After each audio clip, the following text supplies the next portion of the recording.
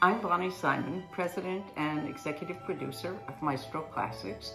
And for years, I have wanted to do a series called What Instrument Should I Play?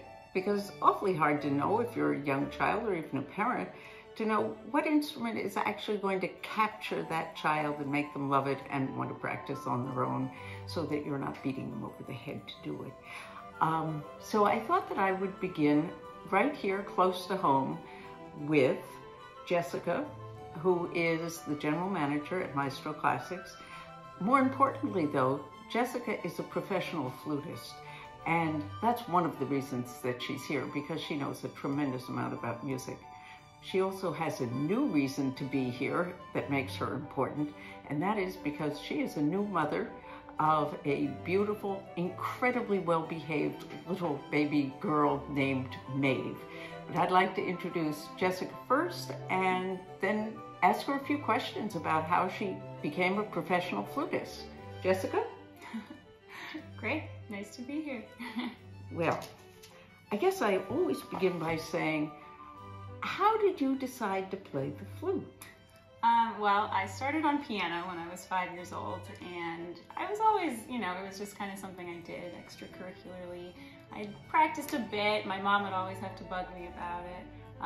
And then in 5th grade, the middle school band came to my elementary school to perform, kind of to recruit people for the music program for middle school. And I just thought that was the coolest thing ever. And I came home to my mom and was like, I want to play a band instrument. I'm going to be in band.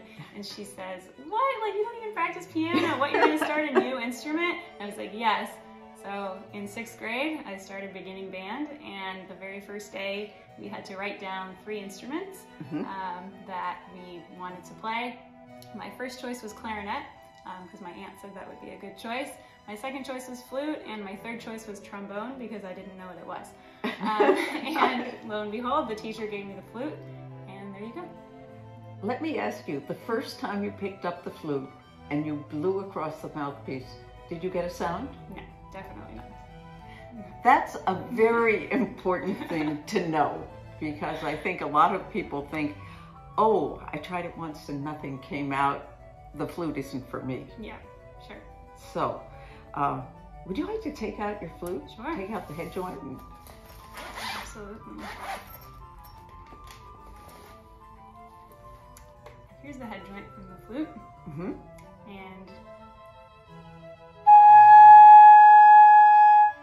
is that the way you began with the teacher? that is pretty much the way you begin. You begin on the head joint and you kind of make several different sounds. You can blow with this. You can put your hand over the end and it makes a lower sound.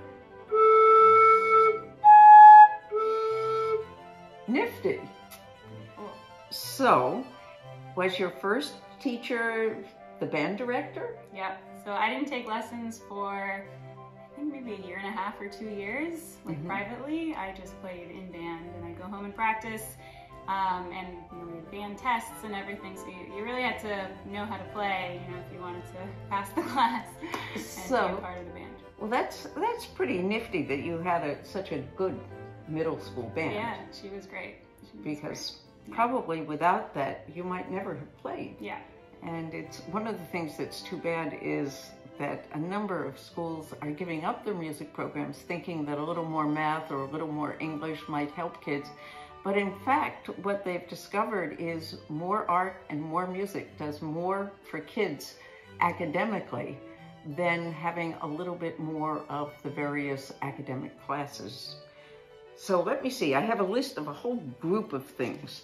So we know how old you were when you began, and we know that the first instrument was not the flute. Did you know anybody who played the flute? I did not. No. Did anybody in your family play an instrument? My aunt, so my mom's sister, was a professional violinist. Oh, okay. She still plays. She's now a professor at a university teaching violin. But she, at the time, was touring with a quartet, like a string quartet. So I knew about music from her, and she was the one who told me to put clarinet first. I'm sure you have reminded her of that often. What was your first teacher like? My first teacher was a man who, so in band at school, our teacher would sometimes hire kind of professionals slash teachers in the area to come and do sectionals with us. So the guy who she would hire for flute, he taught flute, clarinet, saxophone, he's called a doubler. And he would come in and kind of just take the flute section and go into a room and kind of give us all a little flute lesson kind of thing, just so, you know, we had really a person who knew more about the flute than, let's say, my band teacher did, who was a French horn player. So he would come and play and teach us together, and I ended up just taking lessons privately with him. He was my first teacher outside of school, just because my mom didn't know anything either, and she was like, okay, I guess we'll use this guy. He was great. Like, he was a very nice guy. He, you know, he played a lot of different instruments, and so eventually he said, you know, why don't you go with a teacher who specializes in the flute, and she can take you farther. So that's when I got a second teacher, but he was good for the beginning. Yeah. No, I think that one of the most important things is actually having a first teacher who is really nice and really fun, and makes you love the instrument, even if they're not the finest professional that's out there in your neighborhood. And in fact, many years ago, the New York Times did a survey of 100 people who were at the top of their fields, whether it was science or mathematics or music or art, and the only thing they had in common was that their first teacher had made them love the instrument. And so it's good to hear that that was true for you too. Yeah, he was good. We played a lot of duets, which I think kind of was helpful, just to kind of play, you know, just to kind of do things every lesson, do something new. We'd sight read and kind of play duets, and that made it fun as well, rather than just like nitty-gritty scales. And, you know. Right. Yeah. So, did you ever play did you have an all-state orchestra? We did. I played, you had to audition for, I think it was band. I don't know. Or all-state band, yes. Orchestra, there might have been. But I auditioned for all-state band in high school, I believe, and I did that for 1 year. Yeah. Was that fun? It was, yeah. I got to, you know, my parents drove me up to wherever it was, and I think it was in Fresno in California, and it was I think a week or a weekend, I can't exactly remember, but it was fun, like, to meet. You met a lot of other flutists and other people who were seriously practicing. Exactly. So by the time you got to high school, how long were you practicing? By the time I got to high school, I was quite into it. I mean, maybe 30 minutes a day at that point. Kind of once high school hit, I was practicing more. I was enjoying it a lot more. I realized it was something that I, you know, was decent at and wanted to pursue, and I was pretty competitive. So I was like, I want to be first chair. Yes. So, yeah. So let's see here. What's the most difficult part about playing the flute? Or maybe there wasn't any for you. No, I mean, it's certainly challenging. It is challenging. And, you know, you're only reading one line at a time, so it's not like piano where you have, you know, a million different things going on. But there are a lot of different things to think about. You're thinking about your tone, so your sound, like, does it sound nice? You want to use vibrato. You know, the fingers, you know, if it's a really fast passage, you need to practice, you know, technical exercise. Well, also, there's a lot of breathing you have to do. There's a lot of breathing. And in fact, it was really interesting. I was looking at one of your videos online of you playing with your husband, and what you can see is your tummy actually expanding. That's true. So that's something you probably have to work on. Yes, quite a bit. Definitely. Which, if you were in yoga or something, they'd say that was also very healthy for you. Did you go to college thinking you were going to major in music? Well, so I majored in music in college, so yes. I got into college on the flute, but it wasn't really until kind of in the middle of 11th grade that I decided I wanted to major in it. So then I really had to buckle down, and by then I was probably practicing around 2 hours a day. Okay. So where did you go to college? So I went to Indiana University, which has the Jacobs School of Music, and that was a really great program. It's a great music school. Really great program. Yeah. When you decided you wanted to play the flute, did your parents support this decision, or did they think, oh no, a starving musician will support her forever? Well, my aunt, who was a musician, no, did not help. Oh, she didn't? Oh. She was like, don't do it, it's a hard life. But what were my parents going to do? They were very supportive, and, you know, just because you major in something doesn't mean you're going to do it. And they were, I mean, they were so clueless, even though my aunt was a musician, they were so clueless about the whole thing. Like, you know, okay, she's getting into all these colleges for music, like, okay, like, go for it, you know? So sometimes less information is helpful. Yeah, exactly. In such situations. Exactly, yeah. I mean, my mom did a ton of research. When I say clueless, I just mean, you know, more just like in general. Right. But she did a ton of research on my behalf for getting into college for music, and we talked to, I had a couple different teachers at that time who were super helpful with everything as well. Now, you ended up in New York. So after college, I decided I wanted to do a master's. So I came to New York to the Manhattan School of Music to do my master's there. Now, while you were there, you met another musician, right? On the very first day. So Damien is not only a classical guitarist, but he's Irish. Yes. And I was wondering, because you play with Damien, right? Mm-hmm. And in fact, you have a professional group. Yes. And its name is? Redbrick Duo. And you can find lots of YouTube videos of them, and they play all kinds of music. They don't just play classical music, and in fact, some of the great stuff they do is Irish music, because of course Damien is Irish. True. And I wondered if we could play a clip of that here? Absolutely, yeah.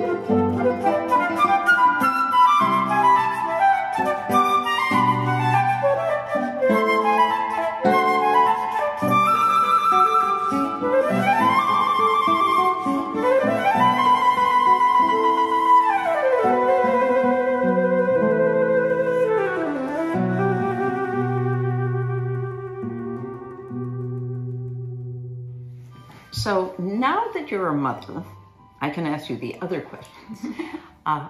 Do you play music for Maeve? We do. We play a lot of music for Maeve, all different kinds of music, yeah. How does she respond? Does she like it? She's just starting, so she's 5 months old now, and she's really just starting to hear music. Like for the last few months, if we sang to her, she would start being responsive. Yes. But until somewhat recently, like if we played music, like a recording, she wasn't terribly responsive to it. But now, you know, you put something on and she's like, oh, okay. Like, so I think the older she gets, the more she'll sort of recognize it. And we obviously play, you know, at home, our instruments, and the flute is, I don't think she quite knows what to make of it. She really wants to touch it. I know that. She reaches for it. If I like hold it near her, she's just like, wow. Just so funny.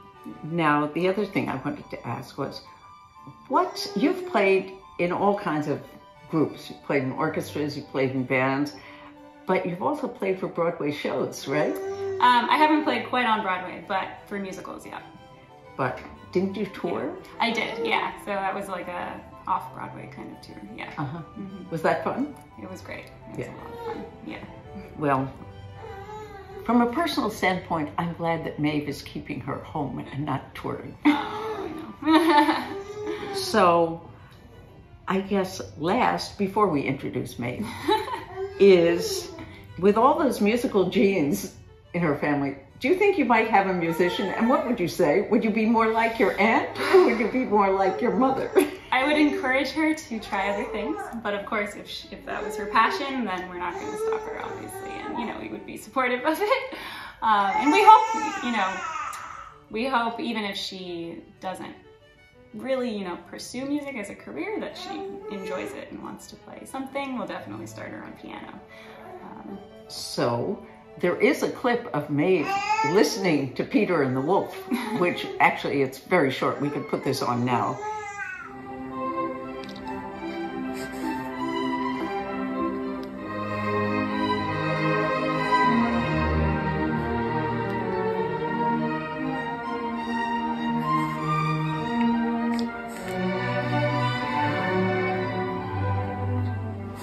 Jessica, do you think you could take a moment and just play us something?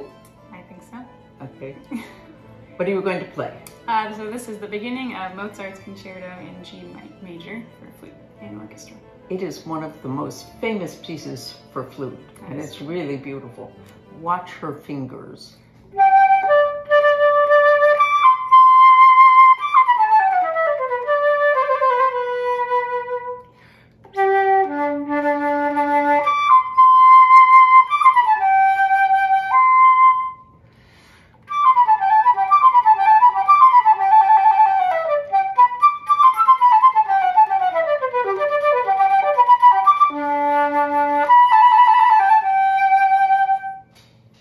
Thank you very much.